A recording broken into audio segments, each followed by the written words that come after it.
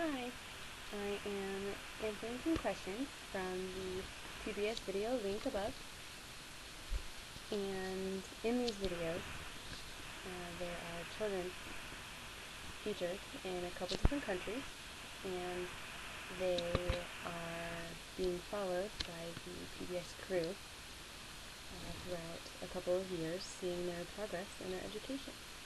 One of the questions that I have from one of my fellow students, from one of my fellow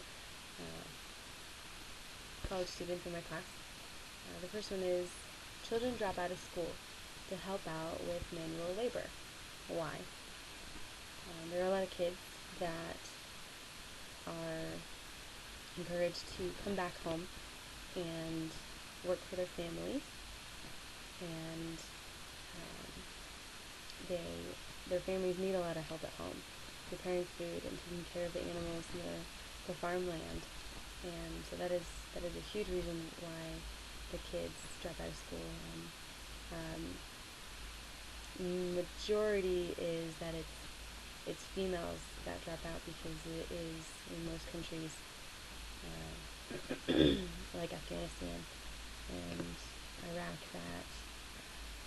that only the women are supposed to do the housework and the chores and the farming, and the men do not. So that is one of the major reasons why a lot of children drop out of school to do the manual labor, because their families need their help more, and their families don't support them.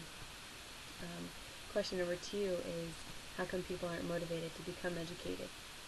The answer to this question is due to the fact that, unlike the United States, they don't have, in these remote towns, a lot of educated people. Education is not something that they are grown up expected to accomplish. They are more expected to their traditional way of living, raising families and taking care of the farm and running their family business, and not getting an education and leaving home. A lot of the families in these countries have kids so they can have the help around the house and around the farmland. So a lot of kids and people are not motivated to gain an education because they are not surrounded by the support. They are not driven to gain an education because their parents don't have one, and their parents do not expect them to leave the house and go, pursue a career somewhere. Question number 3: what might cause children to lose interest in their education during middle school? The main reason I have found that they lose interest while in the middle school or junior high education is because they don't feel challenged enough. They're being held back because of their age. They drop out because they're older than the kids in their class, and they don't want to be made fun of because of that, so they go back home. A lot of kids lose interest in middle school because it becomes a lot harder. Not that it wasn't hard in their elementary education, but that they have to apply themselves a lot more. They have to really focus and study on their homework that they are receiving, and they lose the motivation because, again, they don't have the support at home, which is very, very saddening. Question number 4: even though India has dramatically increased the amount of children in school, why are less receiving a quality education? India has done really well with their education system. As this question says, it has dramatically increased the amount of children in school. But they're receiving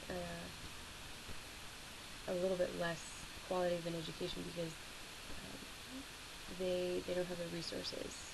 They don't have the funding. They don't have the local support. They don't have family support as much as here in the United States and in Canada.